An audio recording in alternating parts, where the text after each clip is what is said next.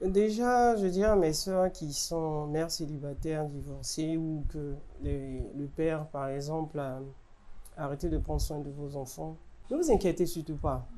Moi, j'ai mis toute je veux dire, ma tristesse, mon désarroi, je veux dire, tout ce qui me trépasse. Nous sommes tous d'accord que pour qu'un enfant puisse grandir dans l'équilibre, pour un bon développement, il a besoin de ses deux parents auprès de lui. Mais les aléas de la vie font que ce n'est pas toujours le cas pour tout le monde. Aujourd'hui, vous suivez, c'est mon avis. Nous parlons du fléau, ce fléau-là qui prend de l'ampleur, surtout en Afrique, précisément en Côte d'Ivoire. Être parent célibataire, mère célibataire et aussi père célibataire. Parce qu'on fait l'enfant à deux. Donc s'il y a mère célibataire, il y a aussi père célibataire. Je suis aujourd'hui avec une maman célibataire et vous suivez, c'est mon avis, maintenant.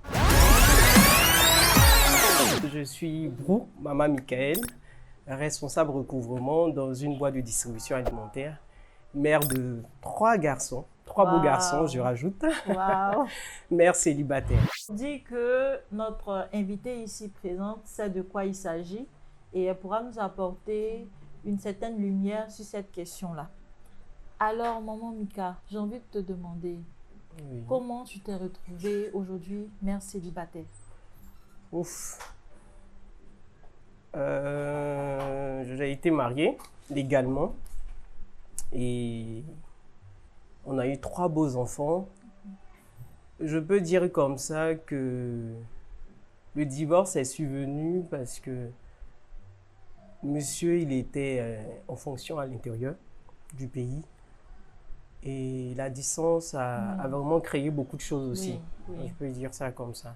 Et par manque d'amour, on a jugé bon de se dire au revoir. Voilà. Donc, c'est comme ça notre divorce est arrivé. Tout simplement. Après combien d'années de mariage, si on peut savoir? Je peux dire après 7 ans. Waouh. Après 7 ans. Après 7 ans de mariage. Ah, l'amour, c'est quelque chose, hein? Bah voilà. Alors, maman Mika, quelles sont les difficultés que tu rencontres au quotidien en tant que mère célibataire? Ouf.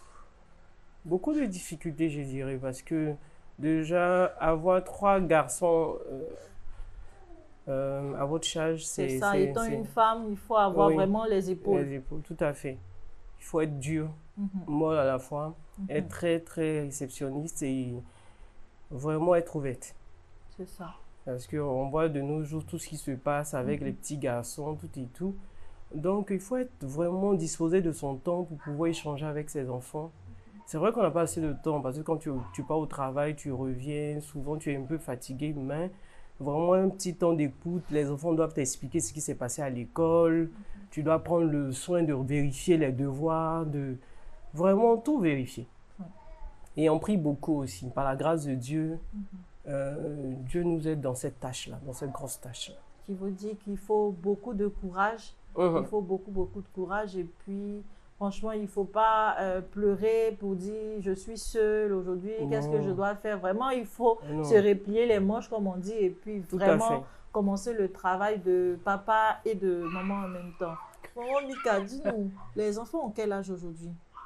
Le premier, il a 14 ans, deuxième 13 ans, et le plus petit, là, il a 11 ans. Voilà. Et je peux vous dire, je connais ces garçons, ils sont vraiment très beaux. Merci. Il y en a qui ont des yeux bleus et tout ça. Donc, voilà, vous voyez un peu le genre que ça fait.